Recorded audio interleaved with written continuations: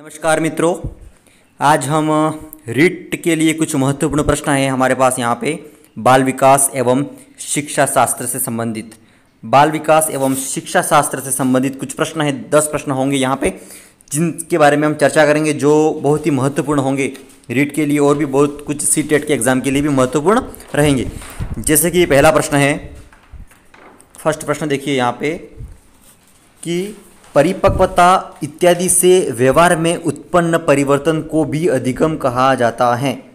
ये कथन है, तो क्या ये सही है या गलत है? अनिश्चित है कि कभी कभी ऐसा हो सकता है। क्या ये कथन सही है? तो हमारे आंसर ये होगा कि ये कथन गलत है। यह कथन गलत है, मतलब पहले का प्रश्न का आंसर नहीं होगा। ये प्रश्न गलत है। परिपक्वता नहीं हो सकता। अधिगम या सीखना जो होता है वो जन्म से मृत्यु पर्यंत चलता रहता है, इसलिए हम उसे सिर्फ परिपक्वता से व्यवहार में परिवर्तन हुआ हो ऐसा नहीं मान सकते हैं, क्योंकि अधिगम एक सार्वभौमिक और निरंतर चलने वाली प्रक्रिया है। क्लियर? दूसरा प्रश्न क्या है? चिंतन क्या है? चिंतन इसका आंसर यह होगा कि देखिए 4 ऑप्शन देख लीजिए पहले। प्रतीकों का प्रयोग, भाषा का प्रयोग, प्रत्यक्ष प्रक्रिया या संप्रत्यय अधिगम।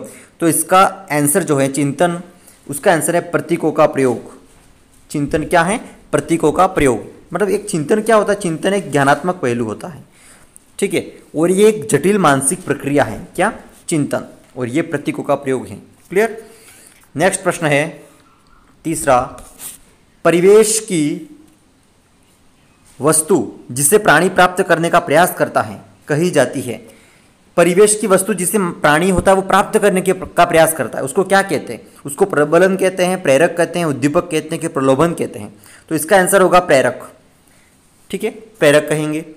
नेक्स्ट है प्रश्न 4, निम्न में से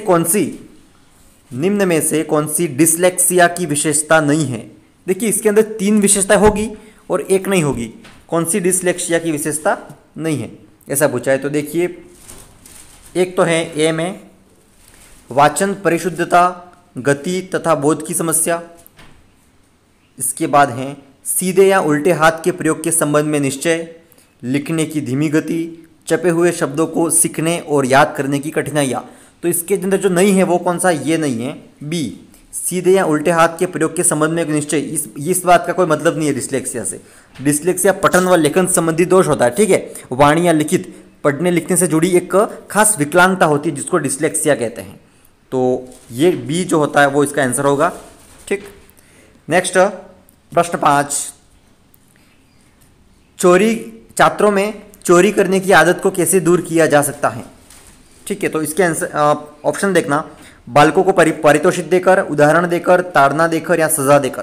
तो इसका आंसर होगा उदाहरण देकर, कि छात्रों में अगर इस समस्या को कम करना है, इस आदत को भुलाना है, तो उन्हें हमें समझाना होगा उदाहरण देकर, तब जाके वो समझेंगे और छोड़ेंगे। फिर है प्रश्न 6 है, बालकों का मुफ्त एवं अनिवार्य शिक्षा का अधिकार 2009 देश में कब लागू हुआ? जो ये मुफ्त एवं अनिवार्य शिक्षा है 2009 वाली, वो देश में लागू हुई थी 1 अप्रैल 2010। ठीक है, 1 अप्रैल 2010 को भारत में लागू हुई थी।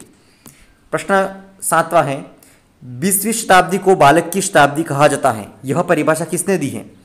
तो 4 ऑप्शन है, JB Watson, Crow and Crow, Adler और मुरे। तो ये जो परिभाषा है वो किसकी है? क्रो एंड क्रो की है, कि 20वीं शताब्दी बालक की शताब्दी है। प्रश्न 8वां जो है, इस अवस्था को मिथ्या परिपक्वता का समय भी कहा जाता है। तो मतलब कौन सी अवस्था है वो जिसको हम मिथ्या परिपक्वता कहते हैं? तो 4 अवस्था दे रखी है, इसके अंदर आंसर होगा हमारा बाल्यावस्था। बाल्यावस्था ऐसी अवस्था है जिसको हम मिथ्या परिपक्वता कहते हैं, झूठ का सहारा शुरू हो जाता है। फिर है प्रश्न 9वां, हस्तशिल्प की शिक्षा दी जानी चाहिए। हस्तशिल्प की जो शिक्षा होती है वो किस तरह के बालक को दी जानी चाहिए? तो ऑप्शन है मंदबुद्धि, सामान्य, पिछड़े या प्रखर बुद्धि वाले। तो इसका आंसर रहेगा ए, मंदबुद्धि बालक होते हैं उनको हस्तशिल्प की शिक्षा दी जानी चाहिए, उनके लिए बहुत ही महत्वपूर्ण रहेगा। प्रश्न 10वां और अंतिम है, समस्या के अचानक समाधान की वकालत करने वाले सिद्धांत का नाम है। मतलब ऐसा कौन सा सिद्धांत है जिसको समस्या के अचानक समाधान की वकालत करने का सिद्धांत कहा जाता है? तो वो होगा सूझ का सिद्धांत। ठीक है, ये तीनों तो नहीं है, सूझ का सिद्धांत जो है वो यही होगा इसका आंसर, और ये कोहलर का सिद्धांत है। ठीक है, कोहलर का सूझ या अंतर्दृष्टि का सिद्धांत जो है वो कोहलर का है। क्लियर। तो ये कुछ 10 प्रश्न थे महत्वपूर्ण। नेक्स्ट क्लास में हम और कुछ साइकोलॉजी के और प्रश्न लेकर आएंगे। धन्यवाद।